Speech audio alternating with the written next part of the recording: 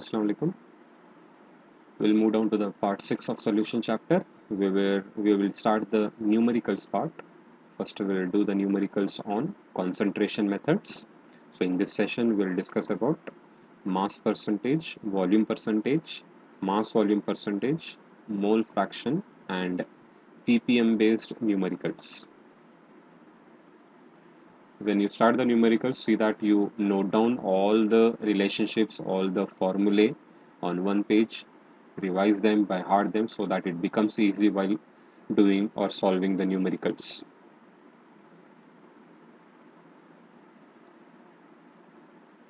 The first question, calculate the mass percentage of glucose solution prepared by dissolving 10 gram of glucose in 90 gram of water. यहाँ पे आपको mass percentage calculate करना है. Mass percentage of glucose solution जो बना रहे हैं हम 10 ग्राम ग्लूकोज 90 ग्राम वाटर में ऐड करके, यानी कि यहाँ पे ग्लूकोज सल्यूट है और वाटर 90 ग्राम वाटर सॉल्वेंट है. सो मास परसेंटेज के लिए formula mass of solute divided by mass of solution, total mass of solution multiplied by 100.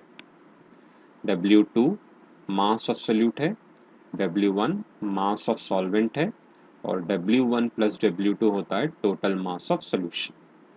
तो क्वेश्चन क्लियरली अच्छी तरह अंडरस्टैंड करके वैल्यू सब्स्टिट्यूट करना है, नहीं तो रॉन्ग हो जाएगा. तो इस वजह से पहले आप गिवन थिंग्स लिख लो. Mass of solute W2 mass of solute है कितना है 10 ग्राम. मास ऑफ सॉल्वेंट W1 कितना है 90 ग्राम. सो mass percentage of glucose will be equal to 10 divided by 10 plus 90 multiplied by 100. That is equal to 10 divided by 100 into 100. 100 cancel हो जाएगा, बचेगा आपके पास 10%. So the answer is 10%. अब ज़रूरी नहीं है कि ग्लूकोज 10% सोल्यूशन बनाने के लिए आपको 10 ग्राम ग्लूकोज लेके 90 ग्राम वाटर में डिज़ोल्व करना है. 10% आप किसी भी रेशियो में सोल्यूट और सोल्यूशन ले सकते हैं. अब जैसे कि एग्जांपल मैं लेता हूँ 1 ग्राम ऑफ ग्लूकोज और इसको मैं डिज़ोल्व करता हूँ 9 ग्राम ऑफ वाटर, यानी कि 1 ग्राम सोल्यूट प्लस 9 ग्राम सॉल्वेंट into 100.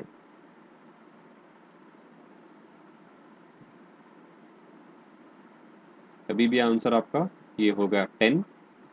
10 का 0 यहाँ पे जो है 1/10 लिखता हूँ मैं into 100. So this will be cancelled. Again you will get the answer as 10%. मतलब ये है कि आप रेशियो कुछ भी ले लो, जब परसेंटेज लेंगे 10% कभी भी मतलब कोई भी रेशियो से आपको 10% मिल सकता है. ज़रूरी नहीं है कि आपको 10 ग्राम डिवाइडेड बाय 100 ही आना बोल के. आप 1/10 ले सकते हैं या फिर 100/1000 ले सकते हैं. सो ultimately you will get the answer here as 10%, but remember always you will not get the value as 10%. It all depends on the ratio of the solute and the mass of solution you are taking. आप solute कितना ले रहे हैं, solution कितना ले रहे हैं, उसके हिसाब से आपको परसेंटेज आएगा. अब इन वैल्यूज़ के मुताबिक आपको आ रहा है आंसर यहाँ पे 10%. तो denominator part mass of solution correctly लेना है, आपको सॉल्वेंट अलग लेना है, सोल्यूट अलग से ऐड करना है.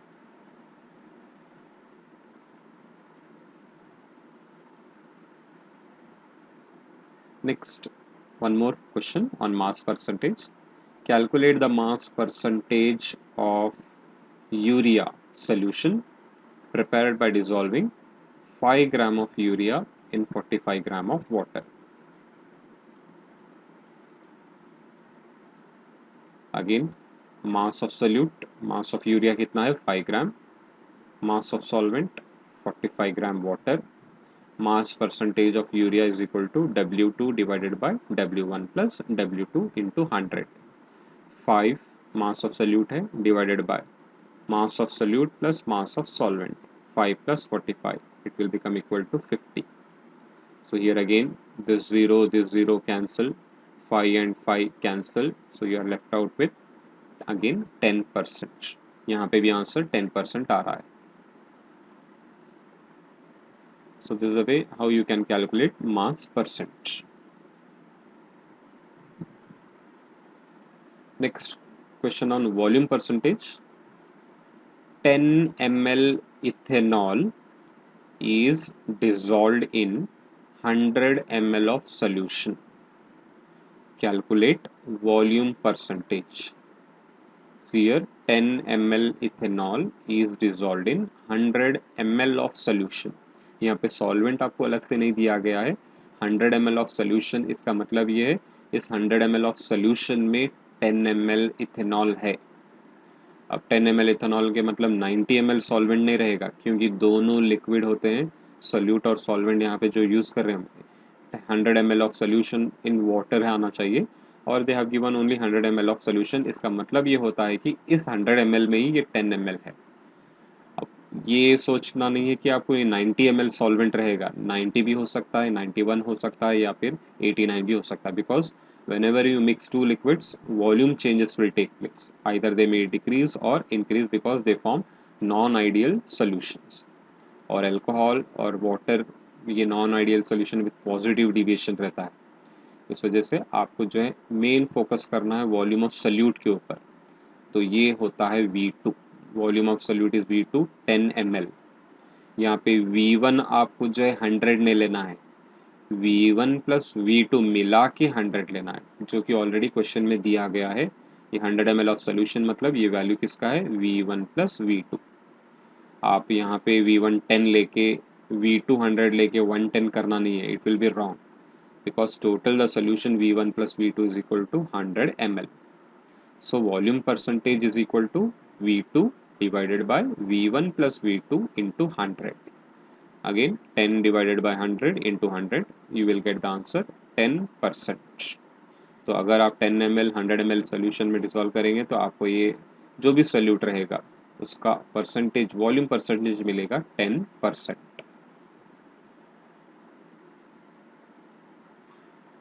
Next question, mass volume percentage.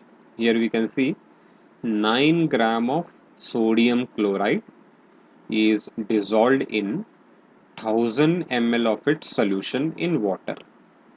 हम यहाँ पे क्या कर रहे हैं, 9 gram NaCl sodium chloride 1000 ml water solution, यानी कि 1000 ml of solution in water, water solvent की तरह यूज करके टोटल सोल्यूशन कितना बना रहे हैं हम 1000 ml. इसका मतलब ये है इस 1000 ml में ये 9 ग्राम NaCl है, because it is dissolved in 1000 ml of its solution in water. उसके सोल्यूशन में सोडियम क्लोराइड कितना है, 9 gram. So here again we know the mass of solute, how much, W2 9 gram. Volume of solution पता है अभी 1000 ml of its solution. इस 1000 ml of its solution में 9 ग्राम solute already mixed है, दोनों मिला के कितना हो रहा है 1000 ml सोल्यूशन. तो यहाँ पे आपको फिर से W2 प्लस V1 नहीं लेना है, अलग अलग से W2 प्लस V1 पूरा मिला के ही आपको लेना है 1000 ml. So mass volume percentage of NaCl is equal to 9 divided by 1000 into 100. So answer you will get it as 0.9%. 0.9%. अब 0.9% लाने के लिए आप 90 ग्राम सोडियम क्लोराइड ले सकते हैं 10,000 यानी कि 10 लीटर्स ऑफ वाटर में, या फिर 0.9 ग्राम NaCl 100 ml ऑफ सोल्यूशन में ले सकते हैं. बहरहाल आंसर आपको आएगा 0.9%. रेशियो चेंज भी कर सकते हैं 0.9% लाने के लिए. Next question on mole fraction. Mole fraction, it is a ratio of the number of moles of a component to the total moles of all the components in the solution.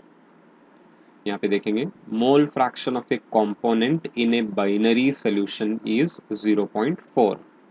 What is the mole fraction of other component in the solution? Mole fraction of a component in a binary solution. Binary solutions are those which are made up of only two components.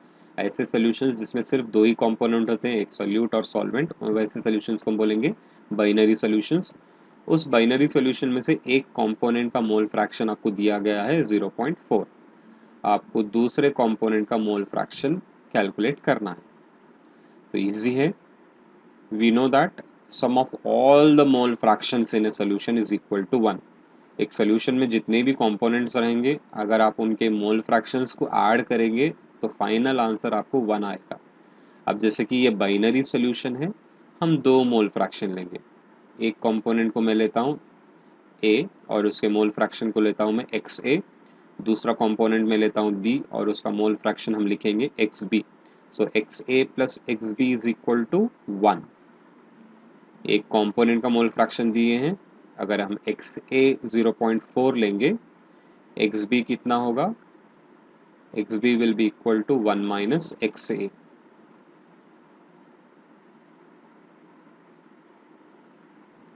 यहाँ पे लिख देंगे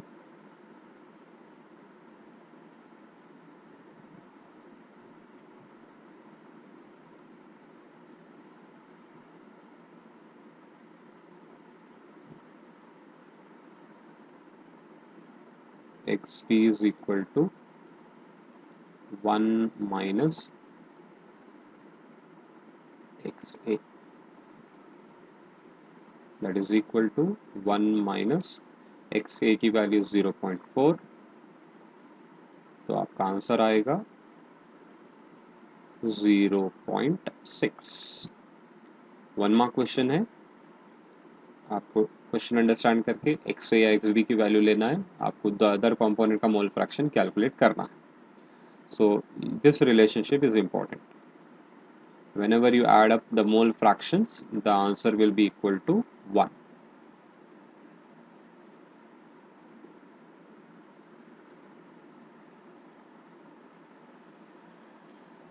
One numerical on ppm, parts per million. It is nothing but the ratio of number of parts of a component divided by total parts of all the components in the solution. Parts का मतलब mass ले सकते हैं. So mass of solute divided by total mass of solution multiplied by 10 raised to 6. Now here 1030 gram of seawater contains 6 into 10 raised to minus 3 gram of dissolved oxygen. 1030 gram mass of sea water दिए हैं, contains, इस 1030 ग्राम में dissolved oxygen इतना है. ये अलग से नहीं लेंगे आप, they have given you contains. So in this 1030 gram of sea water, dissolved oxygen is present in the quantity of 6 into 10 raised to minus 3 gram. Calculate ppm of oxygen. Oxygen का ppm calculate करना है.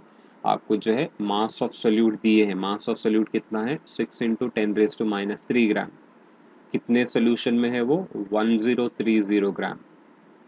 सो ppm is equal to mass of solute divided by total mass of solution multiplied by 10 raised to 6. 6 into 10 raised to minus 3 mass of solute है, ये mass of solution है, into 10 raised to 6. Divide करो 6 by 1030, आपको आएगा answer 0.0058 into 10 raise to minus 3 into 10 raise to 6. यहाँ पे decimal shift कर लेते हैं, राइट साइड की तरफ शिफ्ट होंगे तो पावर डिक्रीज होगा और नेगेटिव पावर इंक्रीज होगा. पॉजिटिव पावर रहा तो डिक्रीज होगा, नेगेटिव पावर रहा तो इंक्रीज होगा. जैसे कि 10 रेज टू माइनस 3 है, 1 2 3 डेसिमल पॉइंट्स आगे बढ़ा रहा हूँ, ये 10 रेज टू माइनस 6 हो जाएगा into 10 raised to 6. Minus 6 plus 6 cancel, so answer is 5.8 ppm. So this is the way you have to calculate the ppm numericals.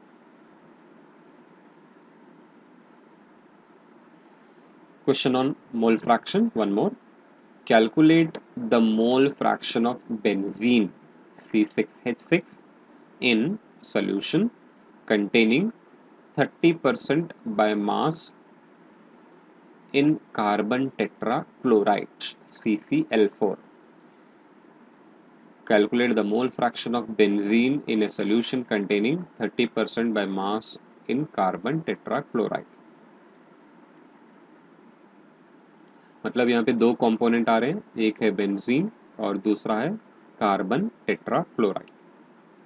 अब मोल फ्रैक्शन कैलकुलेट करने के लिए दोनों के मोल्स होना ज़रूरी है, सोल्यूट और सॉल्वेंट है, या फिर दोनों जो कंपोनेंट्स है उसके मोल्स होना ज़रूरी है।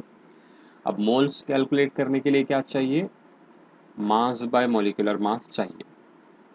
अब यहाँ पे दोनों के मासेस तो नहीं दिए हैं, calculate the mole fraction of benzene solution containing 30% by mass in carbon tetrachloride बोल के दिए हैं। मतलब हम यहाँ पे क्या कर सकते हैं, मास बेंजीन का भी पता नहीं है, कार्बन टेट्राक्लोराइड का भी पता नहीं है, तो पहले हम मास परसेंटेज से दोनों के मासेस कितने हैं वो मालूम करेंगे। अब यहाँ पे क्वेश्चन में दिए containing 30% by mass, benzene already यहाँ पे दिए 30% बाय मास, 30 ग्राम बोल के नहीं दिए लेकिन 30% by mass in carbon tetrachloride बोल के दिए। मोल fraction of benzene in a solution containing 30% by mass, इसका मतलब ये होता है कि बेंजीन का मास परसेंटेज दिया गया है आपको 30%, तो इस 30% का इस्तेमाल करके हम बेंजीन का भी मास मालूम करेंगे और कार्बन टेट्राक्लोराइड का भी मास मालूम करेंगे। तो मास परसेंटेज का फॉर्मूला लिखेंगे हम, mass percentage of benzene 30 mass of solute divided by mass of solution multiplied by 100। Already आपको आंसर दिया गया है 30%। अब ये 30% आंसर आने के लिए न्यूमरेटर तो ठीक है, 30% बाय मास दिए हैं, तो हम यहाँ पे अज्यूम करेंगे इसको 30, will take in the numerator mass of benzene as 30 divided by mass of solution. Mass of solution क्या होता है, mass of solute plus mass of solvent.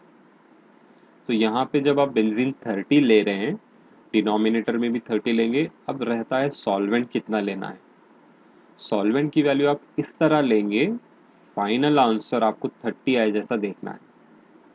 तो यानी कि अगर ये 100 कैंसिल हो गया तो यहाँ पे 100 अगर इसको कैंसिल करना है तो यहाँ पे भी आप 100 है जैसा करना है। 100 कैंसिल हुआ तो आपको आंसर जब जाके 30% आएगा। तो यहाँ पे 100 लाने के लिए एक तो सैल्यूट हो गया 30, तो दूसरा सॉल्वेंट कितना लेंगे हम 70। 30 plus 70 will become equal to 100. That 70 will become nothing but mass of carbon tetrachloride. तो इस तरह आपको जो है अज्यूम करके पहले मास ऑफ बेंजीन आप 30 ले लो, divided by mass of solution लेना है, इंटू 100 है, आंसर आपको 30% आना है। 30% आने के लिए ये कैंसिल करना है और इसको कैंसिल करने के लिए डिनोमिनेटर पार्ट भी 100 होना है। डिनोमिनेटर पार्ट 100 होने के लिए ऑलरेडी मास ऑफ सोल्यूट 30 है, तो सॉल्वेंट कितना होगा 70, so total it will become 100, so you will get the percentage as 30. So in this way you got the mass of solute benzene and you got the mass of solvent carbon tetrachloride. अब आप easily उनका मोल fractions calculate कर सकते हैं। यहाँ पे मैं लेता हूँ XB बेंजीन के लिए और XC जो लेते हैं और कार्बन टेट्राक्लोराइड के ले लेंगे, अब उसकी तो ज़रूरत नहीं है, यहाँ पर सिर्फ आपको मोल फ्रैक्शन ऑफ बेंजीन पूछा गया है। XB is equal to NB divided by NB plus NC. NB is number of moles of benzene and NC is number of moles of carbon tetrachloride. NB calculate करेंगे, mass of benzene divided by molecular mass of benzene. Mass of benzene कितना है 30 gram, molecular mass of benzene 78 C6H6। Molecular mass अगर आप calculate करेंगे तो आपको आएगा 78, divide कर लो आंसर आएगा 0.38। अब आपको मोल्स ऑफ कार्बन टेट्राक्लोराइड भी कैलकुलेट करना है, that is equal to mass of carbon tetrachloride divided by molecular mass of carbon tetrachloride. Mass of carbon tetrachloride कितना लिए हम, कितना मिला हमको 70, divided by molecular mass of carbon tetrachloride CCl4, carbon का 12 plus chlorine 35.5 into 4, 12 plus 35.5 into 4 will become 142, 142 plus 12 it will become 154, molecular mass CCl4 का होगा 154, divide कर लो, आंसर आएगा 0.45। अब दोनों के मोल्स पता है, यानी कि Nb प्लस Nc, यानी कि डिनोमिनेटर पार्ट ऐड अप कर लो, डिनोमिनेटर पार्ट हो जाएगा। सो Xb कैलकुलेट करना है 0.38 Nb वैल्यू, और Nb plus Nc 0.38 plus 0.45, you will get 0.83. So when you divide, answer will be 0.46. This is the mole fraction of benzene in this solution, that is 0.46. In case अगर आपको Xc भी calculate करना है, यानी कि मोल fraction of carbon tetrachloride भी calculate करना है, तो हम फॉर्मूला यूज करेंगे Xe is equal to 1 minus Xb। कितना होगा answer? 1 minus 0.46, answer you will be getting 0.54. So this is the way you can calculate mole fractions.